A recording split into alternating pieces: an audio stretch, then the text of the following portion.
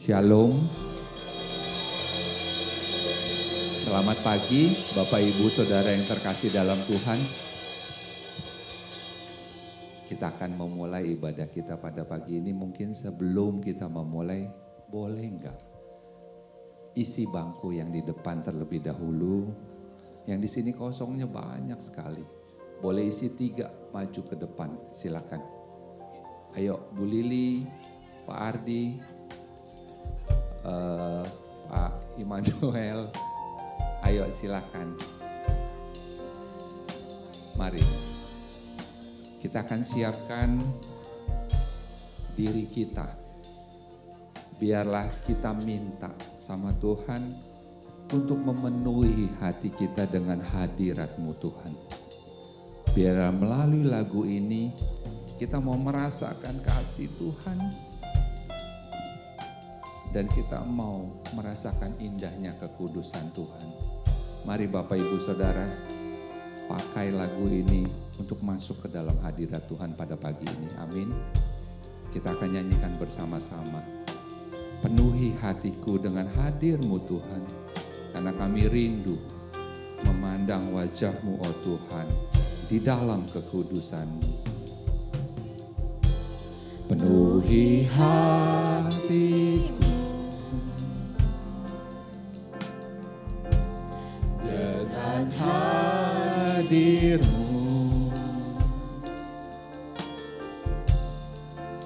Ku rindu memandang wajah-Mu oh Tuhan di dalam kekudusan-Mu. Katakan kepada Tuhan, dekat dalam hatiku, dalam hati-Mu. Ku rindu mendengar suara-Mu oh Tuhan di tempat kudus-Mu sekarang. Ku rasakan kasih-Mu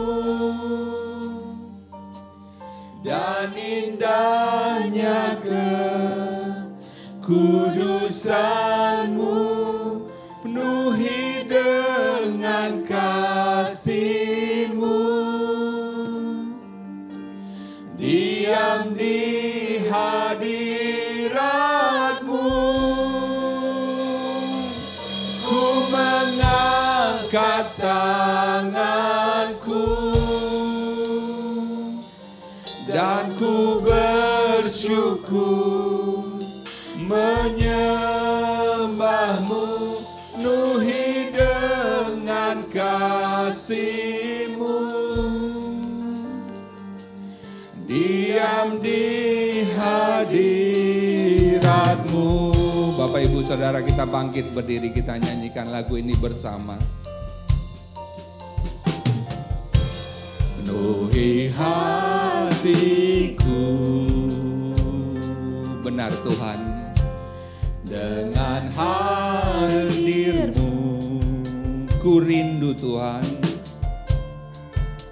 ku rindu memandang wajah-Mu oh Tuhan di dalam kekudusan-Mu.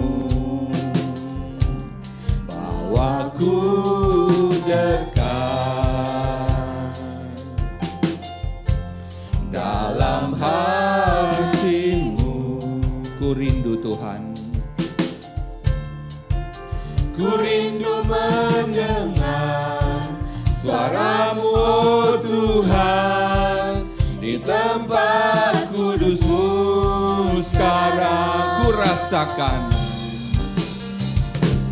Ku rasakan kasih-Mu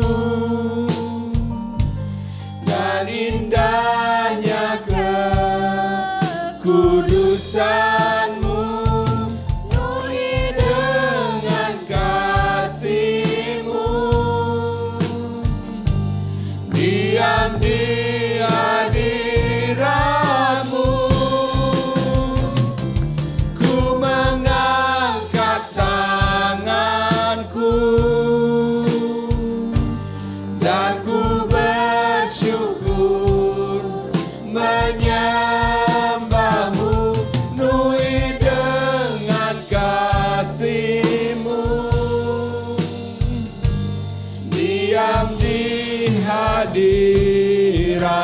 kita nyanyikan lagu ini kembali saudara, katakan kepada Tuhan, penuhi hatiku, benar Tuhan, dengan hadir-Mu. Ku rindu memandang wajah-Mu, oh Tuhan, di dalam kekudusan-Mu. Bawa ku dekat dalam hati-Mu. Ku rindu mendengar suara-Mu, oh Tuhan, di tempat kudus-Mu. Sekarang katakan kepada Tuhan, ku rasakan kasih-Mu dan indahnya kekudusan-Mu. Penuhi dengan kasih-Mu, diam di hadirat-Mu. Ku mengangkat tanganku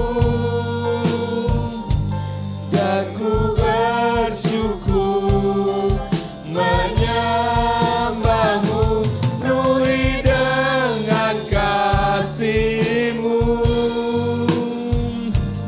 diam di hadirat-Mu.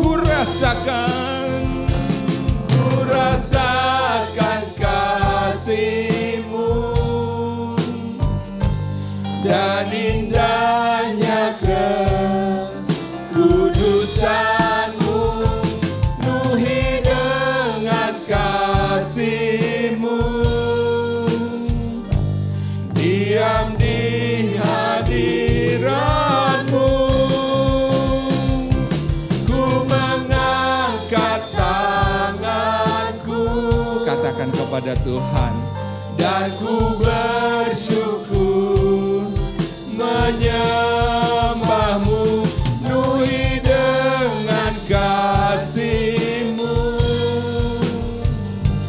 diam di hadirat-Mu.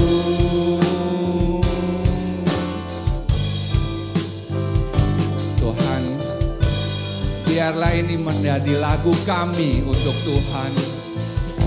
Biarlah kita merasakan kasih Tuhan. Katakan kepada Tuhan saudara,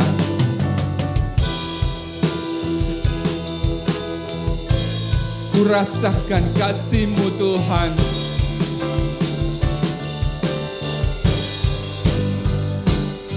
Ku rasakan kasih-Mu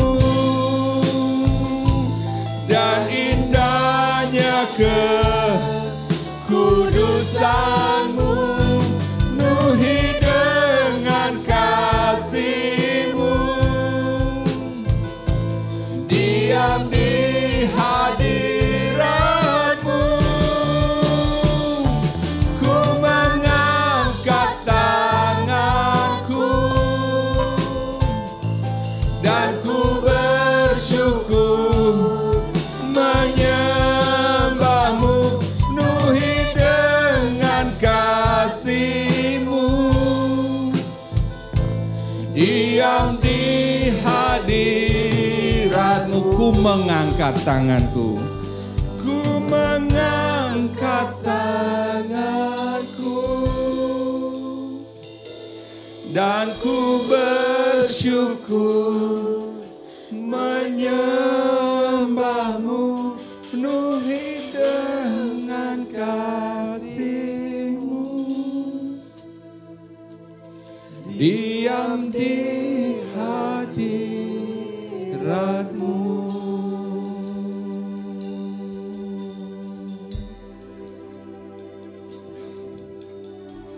Kami mau diam di hadirat-Mu Tuhan pada pagi hari ini. biarlah masing-masing pribadi dari kami boleh datang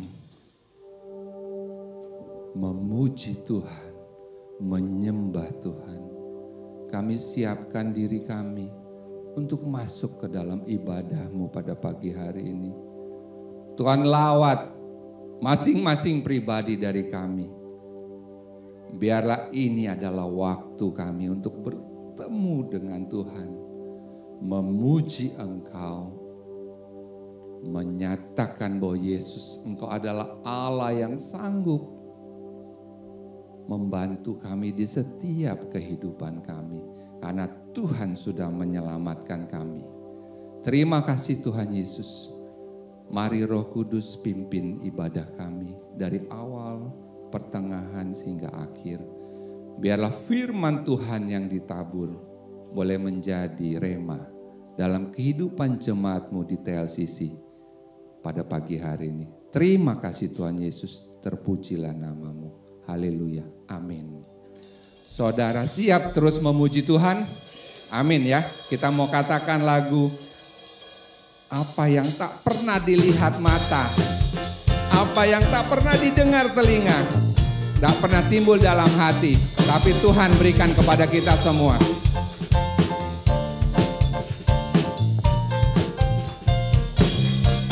Apa yang tak pernah dilihat mata,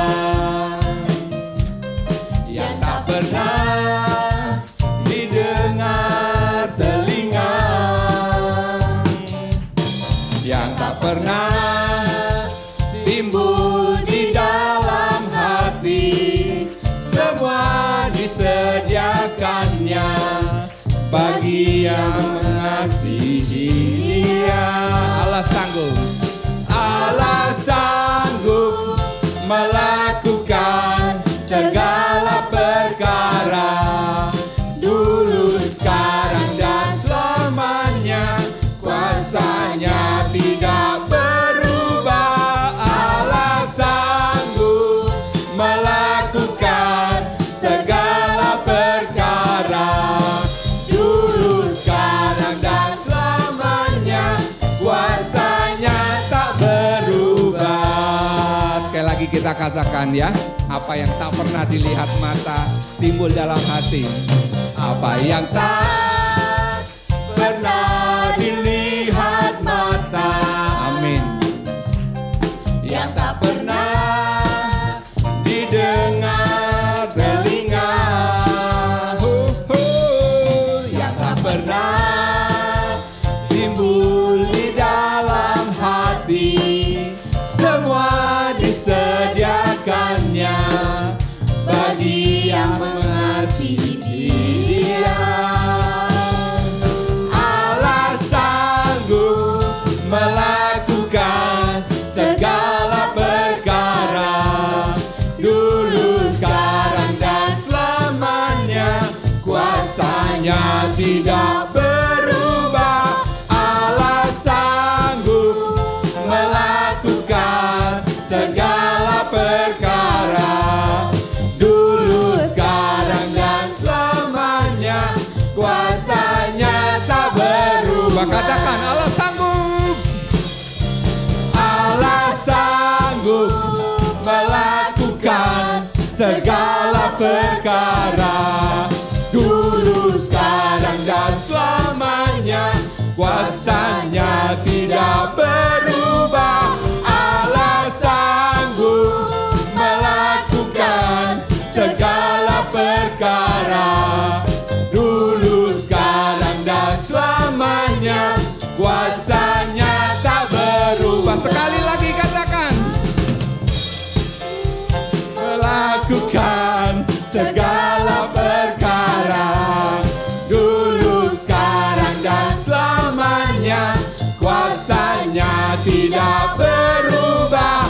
Allah sanggup melakukan segala perkara, dulu, sekarang, dan selamanya. Kuasanya tak berubah. Dulu, sekarang, dan selamanya.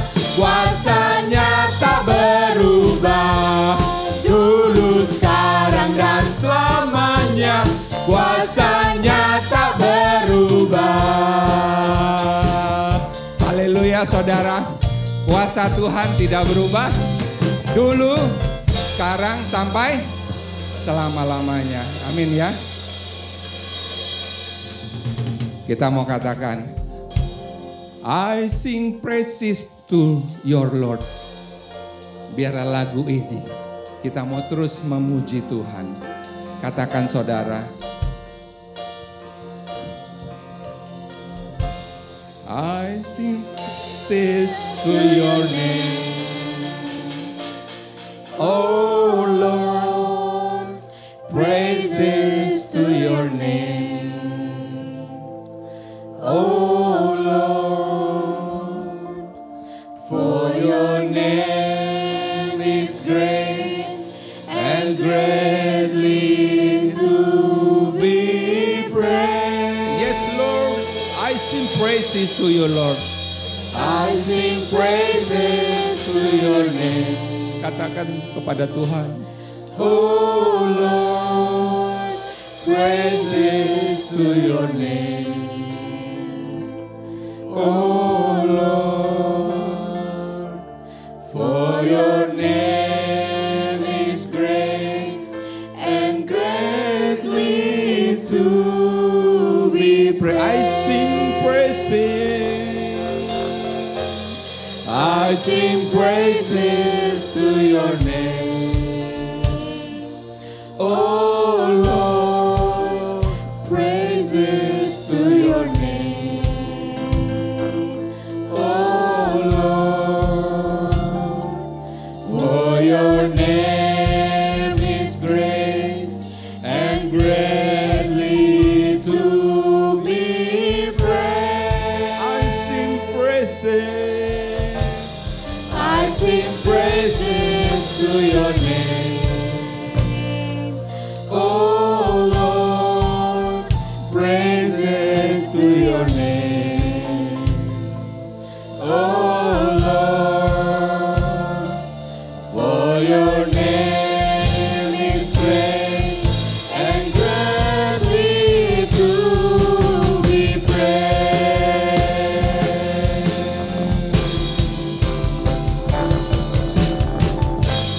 Terima kasih Tuhan. We want to sing the praises to your Lord God.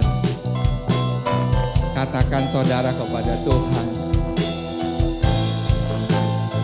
I sing praises to your name, Lord.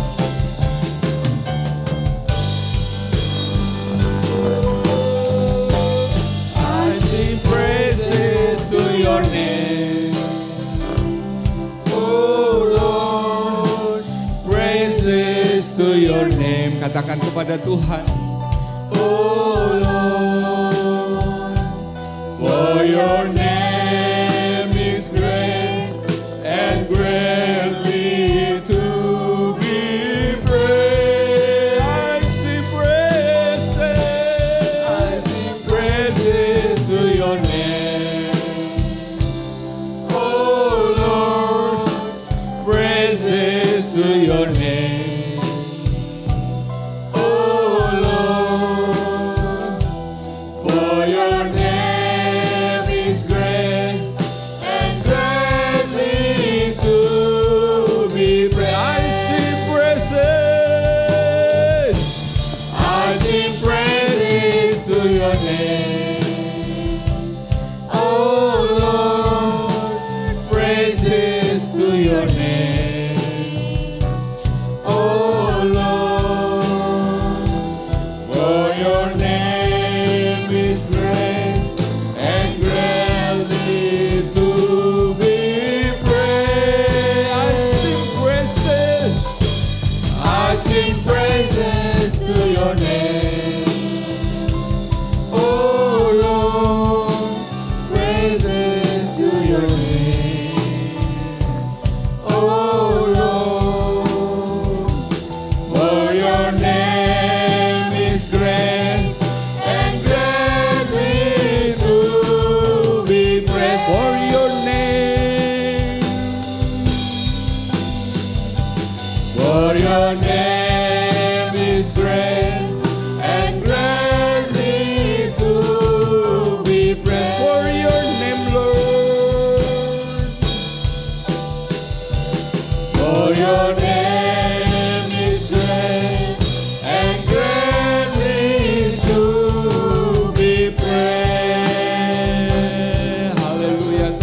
Boleh tepuk tangan kepada Tuhan. Biarlah kita siapkan diri kita untuk masuk ke dalam firman Tuhan. Kita mau katakan, ku renungkan firman-Mu siang dan malam. Katakan kepada Tuhan, saudara.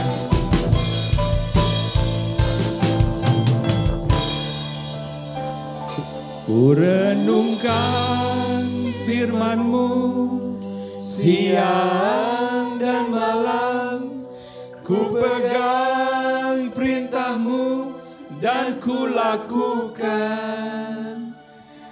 Engkau tahu ya Tuhan, tujuan hidupku hanyalah untuk menyenangkan hati-Mu. Mari siapkan diri kita.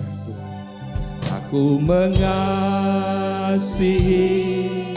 Engkau Yesus dengan segenap hatiku. Katakan kepada Tuhan, aku mengasihi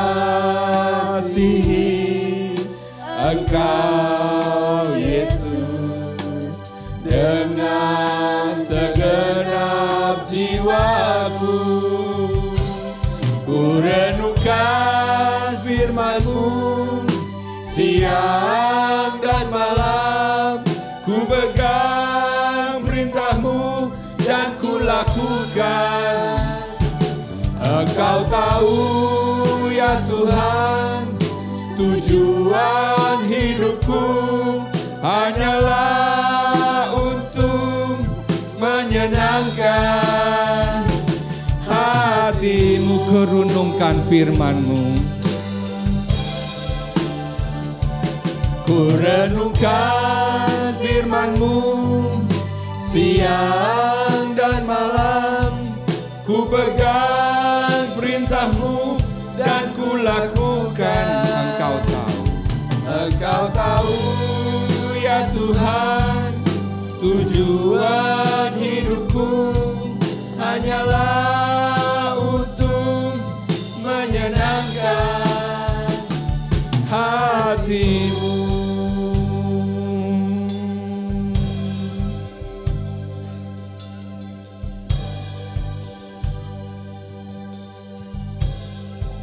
Pertama, mari kita beri kemuliaan untuk Tuhan kita dulu.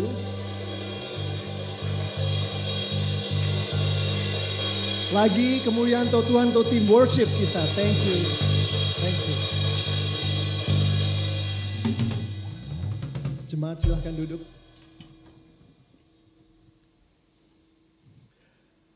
Saya kembali akan menyambut kita semua, baik kita yang sudah TLCCers maupun kita yang datang sebagai tamu-tamu yang Tuhan kirimkan untuk gereja kami. Atas nama Gembala Sidang kita terkasih Bapak Pendeta Daniel Muksin, yang saat ini beliau sedang melayani secara internasional di Hong Kong. Tuhan berkati kita TLCC untuk itu. Boleh tepuk tangan untuk Tuhan ya. Memberikan pelayanan yang begitu luar biasa.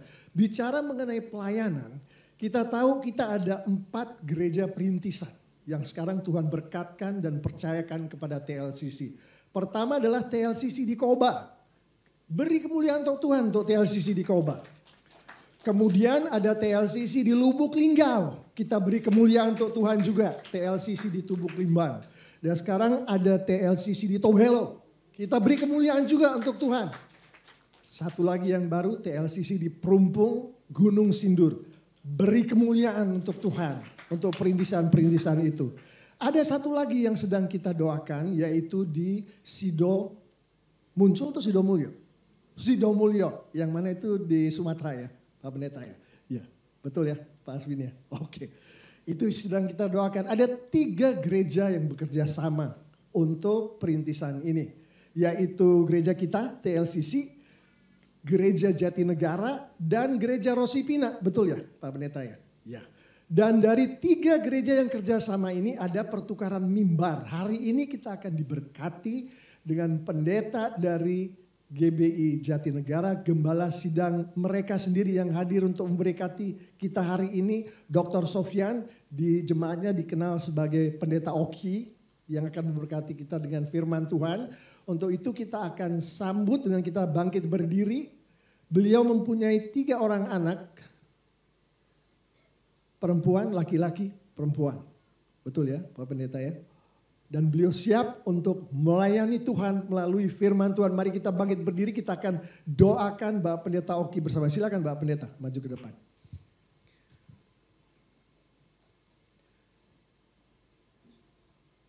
Bapak di surga, jemaat-Mu siap untuk melanjutkan ibadah ini Bapak dengan sepenuh hati, penuh konsentrasi untuk menerima firman-Mu Bapak. Kami tahu bahwa Engkau punya rencana, Engkau punya visi dan misi, dan Engkau berkehendak untuk semua itu terjadi di dalam kehidupan-Mu di gereja-Mu TLCC ini Bapak. Oh Bapak, urapi kami semua, jemaat-Mu, bahkan pendeta yang Kau panggil untuk menyampaikan firman-Mu ini. Dengan urapan yang hanya dari-Mu saja. Terima kasih Bapak, kami siap di dalam nama Tuhan Yesus Kristus. Haleluya. Amin. Beri sambutan dong untuk Bapak Pendeta Oki. Ya. Terima kasih Pastor Alex.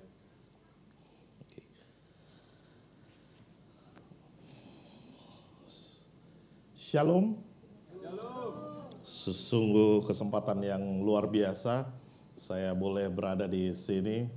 Terima kasih sebelumnya kepada jemaat TLCC dan juga Gembala Sidang, Pendeta Daniel Muksin yang memberikan kesempatan kepada saya untuk melayani dan membagi berkat sukacita, berkat rohani.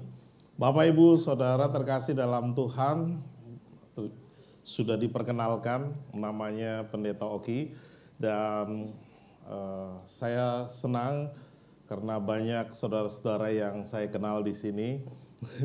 Tapi juga kesempatan yang indah karena ini pertama kali saya berada di depan Bapak Ibu Saudara, khususnya di TLCC. Sekali lagi terima kasih kepada gereja TLCC, dan ketika diberikan kesempatan untuk melayani Tuhan dengan tema bagaimana membuat surga bersukacita, saya bergurau kepada Pendeta Daniel. Saya tidak tahu surga, saya belum pernah ke sana, saya bilang. Tapi puji Tuhan ada teks Alkitab yang bisa membuat kita bersama-sama mengerti, menyadari. Sepertinya feedback terus, mungkin bisa tukar ini aja. Menyadari bagaimana membuat surga bersukacita. Bapak Ibu Saudara, memperkenalkan, tadi sudah diperkenalkan, tapi saya memperkenalkan lagi bagaimana pelayanan kami di Gereja Baptis Jatinegara, berada di suatu daerah kami dekat perkampungan sebenarnya, karena kampung Melayu kan, jadi dekat dengan perkampungan, kampung Melayu. Dan di Jatinegara mohon doanya karena saat ini kami sedang berdoa pembangunan secara fisik dan juga pembangunan rohani. Jadi pembangunan secara fisik sedang berdoa untuk membangun gedung gereja yang memiliki kapasitas sekitar 1.000 orang. Di lahan Gereja Baptis Jatinegara sekitar 5.000 meter persegi. Jadi cukup luas, potensi yang sungguh luar biasa, tapi perlu terus dukungan doa dari kita semua. Umat Baptis khususnya. Secara khusus lagi ketika kita boleh bekerja sama di dalam pengabaran Injil. Suatu hal yang sangat luar biasa kita boleh kerjakan bersama-sama di dalam pengabaran Injil. Saya baru 5 tahun di Jatinegara, khususnya di Jakarta, karena sebelumnya saya berada di Medan, dan Saya pelayanan di sana sebagai dosen di STT Baptis Medan. Maka kemudian ke Jakarta, ke Jatinegara, dan puji Tuhan hingga saat ini kami masih melayani. Baik, Bapak Ibu Saudara terkasih dalam Tuhan, ketika kita memperhatikan bagaimana membuat surga bersuka cita, ternyata Lukas 15 ayat 1 sampai 7 dengan jelas menceritakan kepada kita ketika Yesus memberitahukan kepada murid-muridnya dan juga kepada orang Farisi, ahli Taurat, bagaimana Allah akan bersuka cita karena perbuatan anak-anaknya. Kita akan melihat secara khusus saya meng-highlight di ayat yang ke-7. Kita akan baca bersama-sama di ayat yang ke-7, berbunyi demikian. Aku berkata kepadamu, demikian juga akan ada sukacita di sorga karena satu orang berdosa yang bertobat, lebih daripada sukacita karena 99 orang benar yang tidak memerlukan pertobatan. Dalam perikop pasal ini, Yesus sedang membantah orang Farisi dan ahli Taurat. Di ayat pertama dan kedua, kita bisa melihat bahwa orang-orang Farisi adalah orang-orang yang sangat luar biasa pengetahuannya dalam ilmu agama. Begitu juga ahli Taurat, apalagi. Dalam budaya disiplinnya mereka sangat menjaga aturan agama dengan begitu ketatnya. Maka ketika Yesus makan bersama dengan orang-orang yang dianggap kafir atau berdosa, pemungut cukai, dan orang-orang yang bukan Yahudi, maka bagi mereka ini suatu hal yang salah. Dan Yesus menegaskan di dalam satu pasal itu ada 3 perumpamaan yang hampir mirip dan sedang menjelaskan begitu berharganya sebenarnya manusia dan tidak boleh kalah dengan budaya yang ada. Bagaimana Allah datang ke dunia, kasih-Nya yang sungguh luar biasa, demikian juga Allah memperhatikan umat-Nya. Maka jangan sampai kalah dengan aturan budaya ataupun aturan gereja.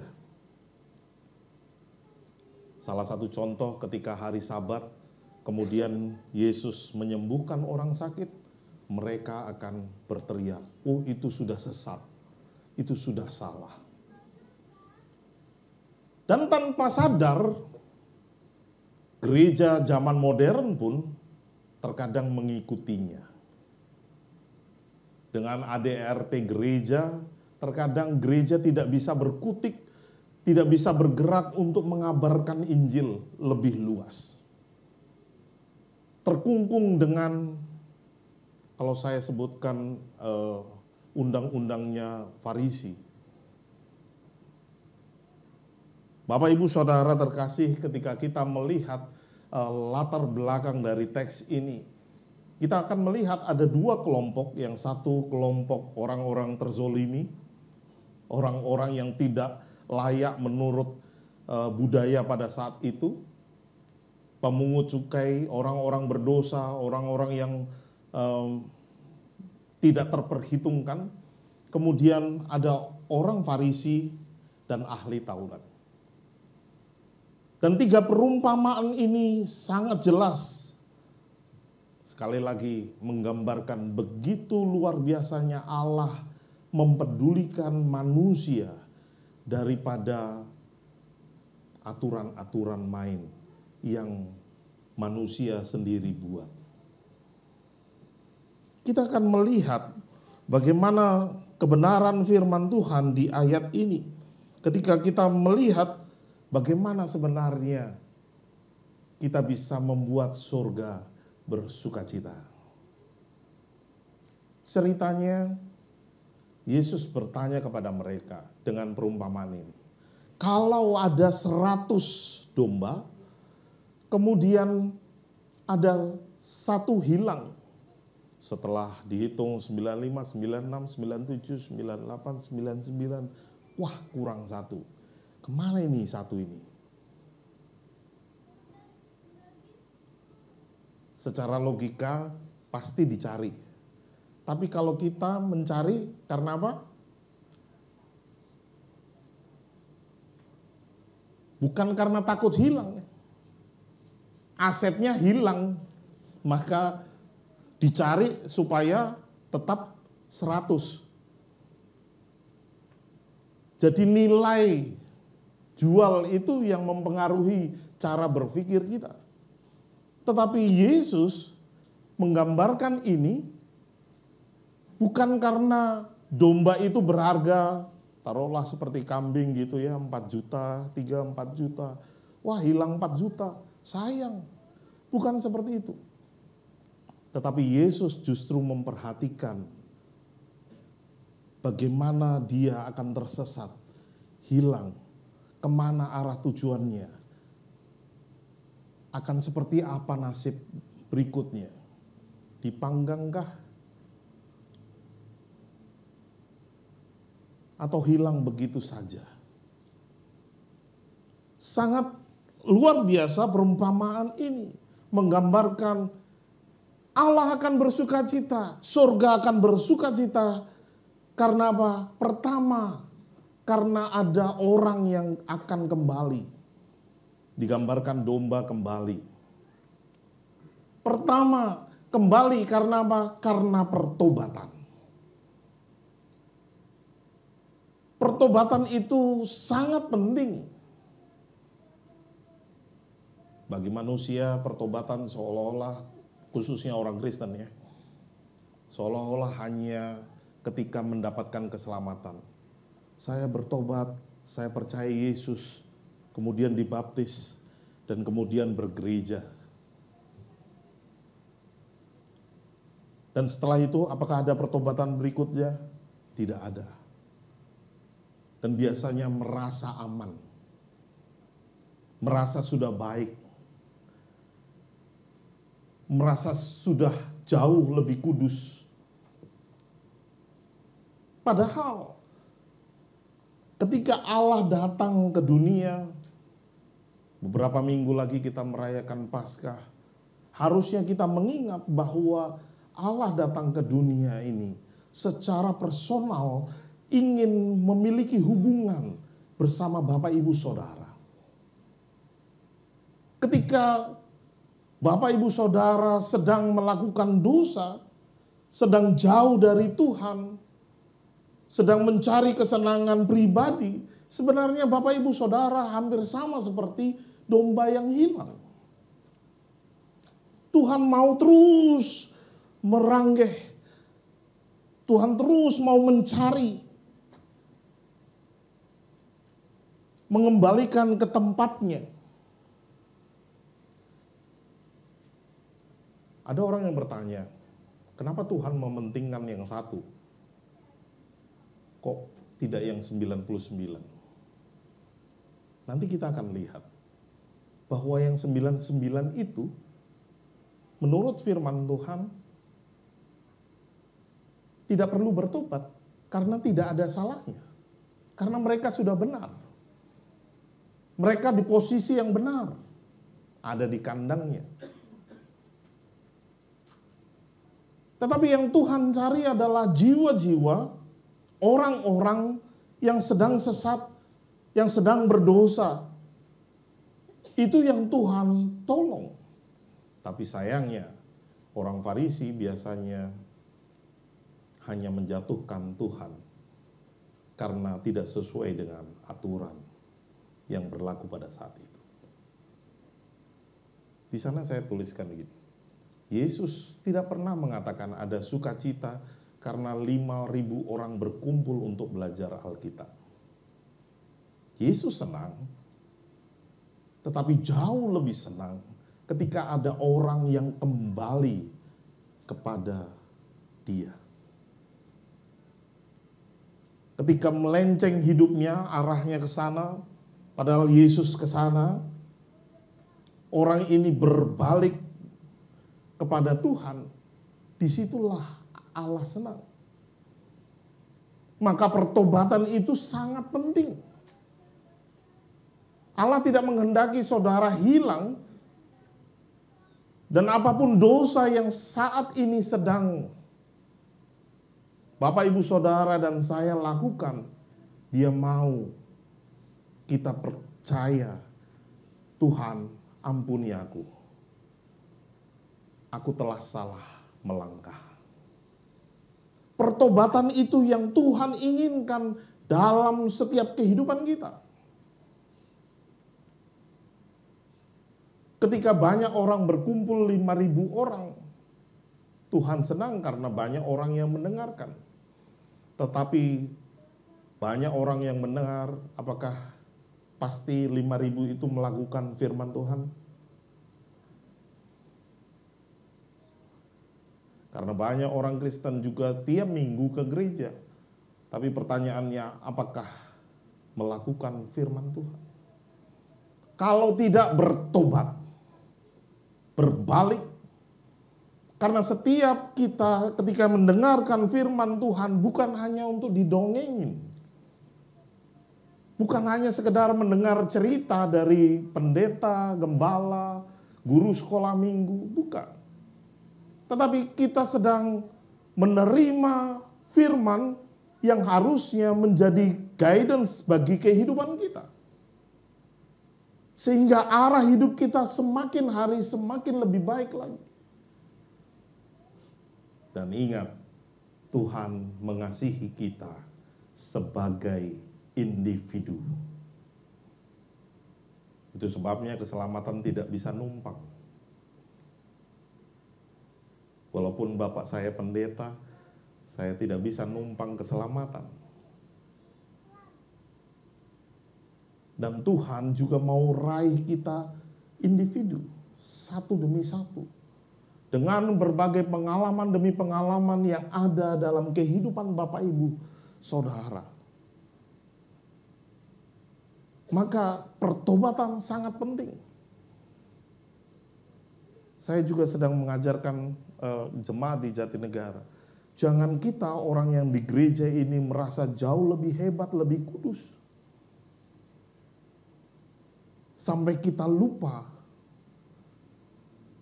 kita juga harus peduli kepada orang-orang yang ada di sekitar kita. Maka bagaimana surga bersukacita?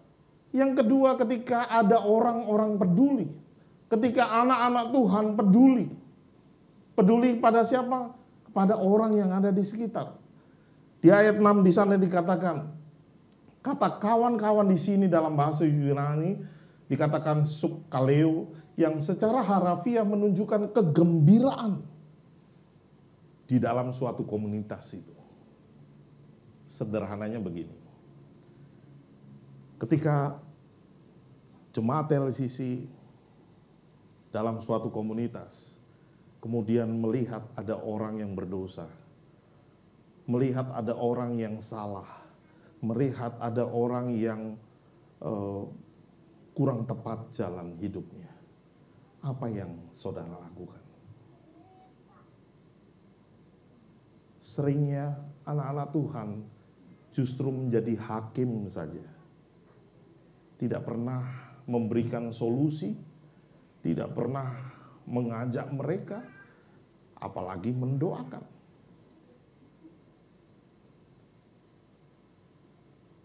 Maka harusnya kita berduka cita ketika ada yang hilang.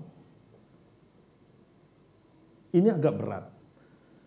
Saya katakan agak berat kenapa?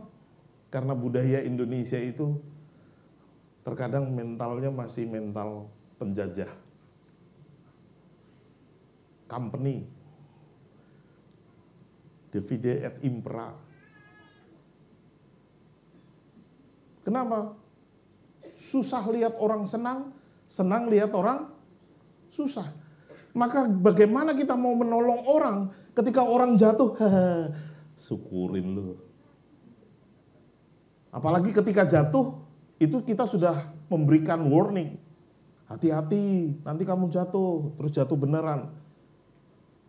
Yang terjadi, rasain lu.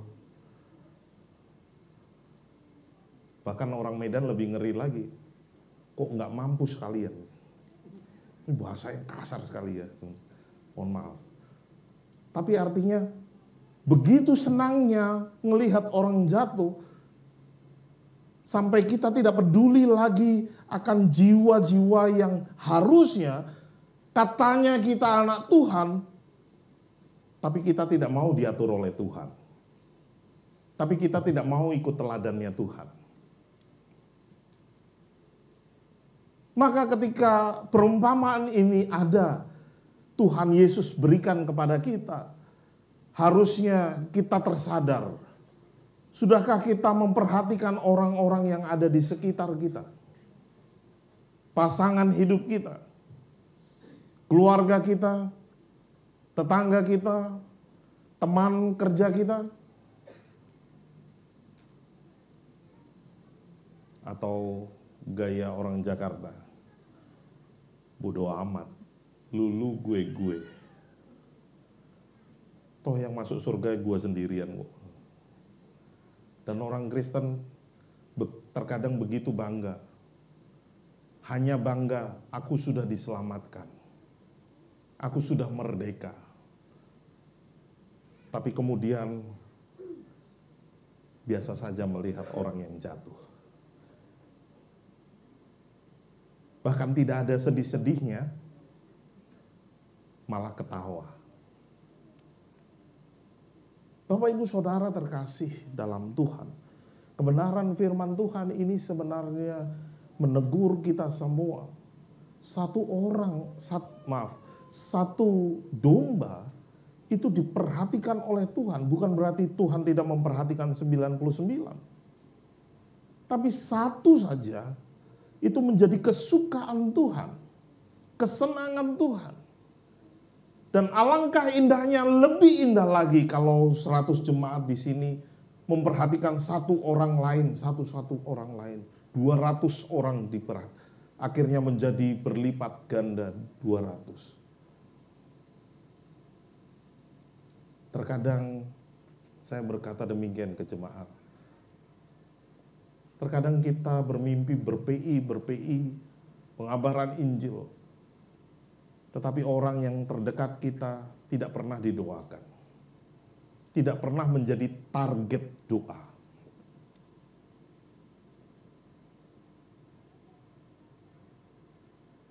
Bahkan ketika orang-orang yang di sekitar kita saja jatuh, kita tidak peduli. Ingat, Tuhan satu jiwa sangat berharga di hadapan Tuhan.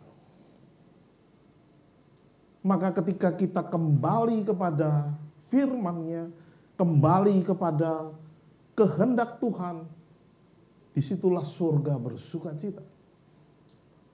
Terlebih lagi banyak orang yang percaya kepada Yesus, dikatakan malaikat bersorak-sorai. Dan hal yang ketiga yang kita bisa lihat adalah ketika kita rindu surga bersuka cita, maka kita akan melakukan perubahan demi perubahan yang baik. Kan pertanyaannya, bagaimana supaya surga bersuka cita? Ya rubah hidup kita. Hidup kita ya harus seperti maunya Tuhan. Tuhan bersuka cita. Orang tua saja ketika melihat anaknya mengikuti kata orang tua senang gak? Senang? Apalagi Tuhan, Allah yang menciptakan kita. Dia sudah menciptakan kita dengan berbagai macam talenta, dengan berbagai rencana yang ada. Tetapi kita hanya sekedar percaya kepada Tuhan. Dan kemudian tidak pernah bertumbuh di dalam kasih Tuhan. Maka Bapak Ibu Saudara yang terkasih dalam Tuhan, hal yang ketiga yang perlu Bapak Ibu Saudara koreksi dalam hidup kita Sudahkah ada perubahan yang positif sesuai dengan firman Tuhan? Kita lihat, coba lihat di ayat 7. Ya, kembali lagi tadi ayat 7. Di sana dikatakan, aku berkata kepadamu demikian juga akan ada sukacita di surga karena satu orang berdosa bertobat.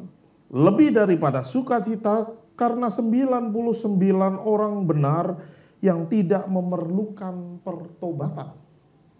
Artinya 99 ini digambarkan sudah dalam kondisi yang sangat baik. 99 ini sudah digambarkan nggak perlu bertobat lagi karena mereka sudah tidak melakukan hal-hal yang salah.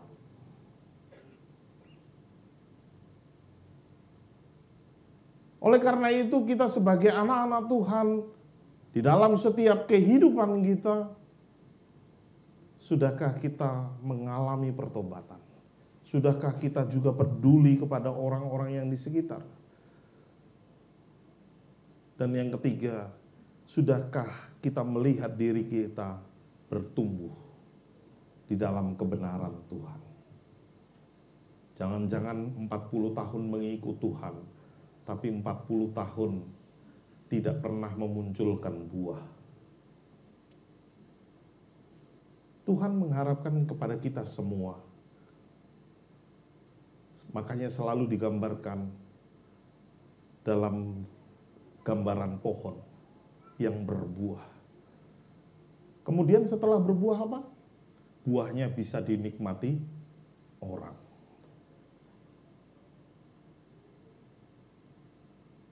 Kadang ada orang yang berkata, wah PI itu susah, mengabarkan Injil itu susah.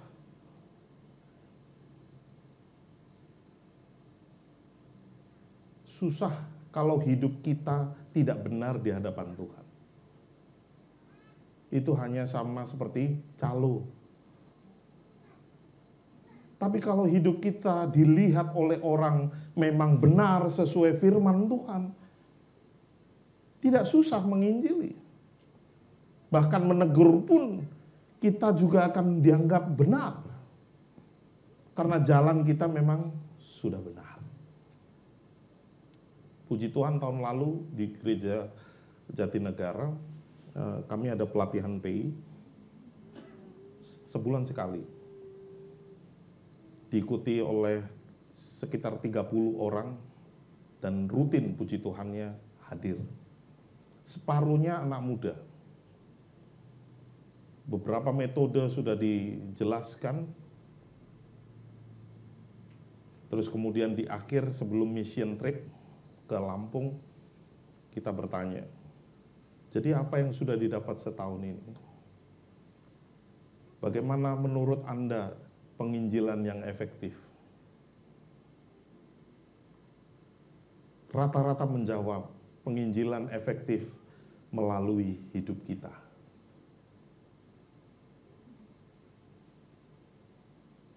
Kalau hidup kita sembarangan, hidup kita tidak sesuai firman Tuhan, mau berbicara berbuih-buih sekalipun, tidak akan ada efeknya. Tetapi ketika kita hidup berjalan bersama firman Tuhan, maka kita bisa menjangkau jiwa-jiwa. Tidak itu saja, Allah Bapa di sorga sangat senang, bersuka cita. Kiranya kebenaran firman Tuhan pada hari ini boleh menguatkan kita, menegur kita. Mari Bapak Ibu Saudara, jemaat di sini boleh bergandengan tangan, menjangkau jiwa-jiwa. Mulailah dari orang-orang terdekat. Jangan menjadi orang-orang Kristen yang eksklusif, membangun tembok-tembok. Saya termasuk pendeta yang senang gereja tanpa tembok. Saya sedang menunjukkan, mulai bergaul dengan masyarakat yang ada. Dan puji Tuhan, masyarakat juga mulai menerima. Mulai ada hubungan yang baik dengan kanan kiri. Bukan hanya karena kita membagi sembako, enggak. Tapi kita juga menolong orang-orang yang ada di sekitar. Mendoakan mereka. Mulailah terus melayani Tuhan. Kembali lagi, dimulai dari diri kita. Selidiki hati kita. Pertobatan adalah hal yang sangat penting. Disitulah surga bersuka cita. Pedulilah kepada orang-orang yang di sekitar. Disitulah surga juga bersuka cita. Dan kita sebagai anak-anak Tuhan, bertumbuhlah dan berbuahlah. Menjadi saksi Tuhan dimanapun Bapak Ibu Saudara berada. Amin. Mari kita berdoa. Terpujilah namamu Bapa, terima kasih. Kebenaran firman Tuhan telah kami dengar. Dan biarlah melalui firman-Mu itu boleh termeterai di dalam hati dan pikiran kami. Dalam setiap kehidupan kami, salah kami, dosa kami, ampuni kami ya Tuhan. Biarlah kami boleh kembali kepada firman-Mu. Kami boleh berjalan seturut dengan kehendak-Mu. Kami menyerahkan hidup kami, masa depan kami ke dalam tangan kasih Tuhan. Berperkala dalam hidup kami, biarlah kami boleh semakin hidup berpengalaman bersama dengan Tuhan. Dan pakai setiap kami, khususnya jemaat TLCC di sini, untuk menjangkau jiwa-jiwa yang tersesat, dan semuanya untuk kemuliaan nama Tuhan. Terpujilah namamu di dalam nama Tuhan Yesus Kristus. Haleluya. Amin. Silakan.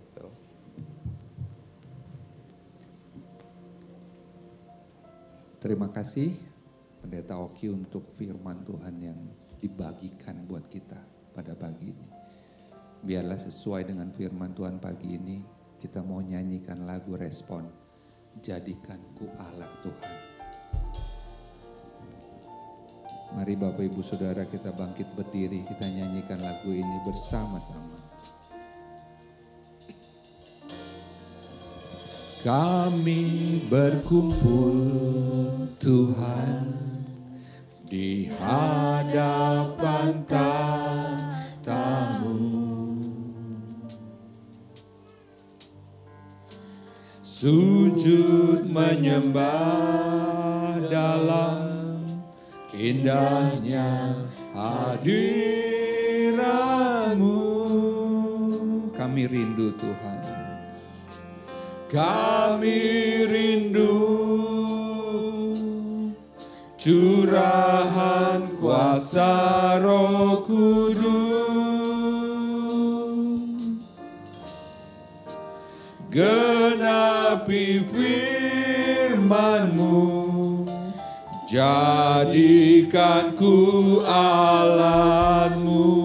Katakan, biar belas kasihan-Mu, biar belas kasihan-Mu Bapa penuhi hati kami.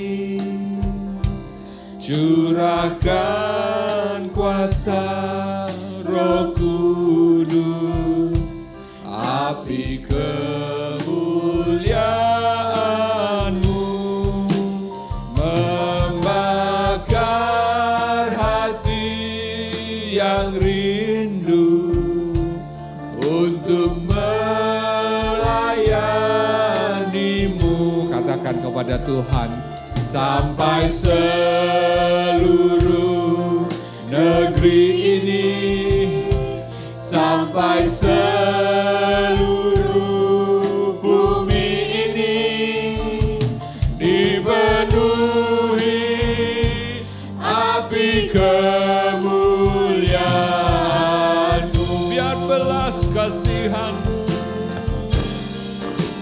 biar belas kasihan-Mu Bapa, penuhi hati kami, curahkan kuasa Roh Kudus, api kemuliaan-Mu membakar hati yang rindu untuk melayani-Mu sampai seluruh negeri ini, sampai seluruh bumi ini dipenuhi api kemuliaan-Mu, sampai seluruh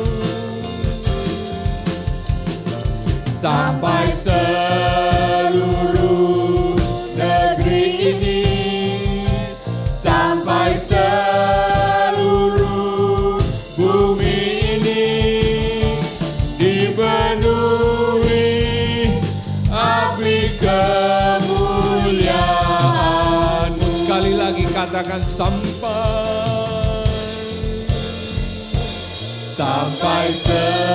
seluruh negeri ini, sampai seluruh Indonesia, sampai seluruh Indonesia dipenuhi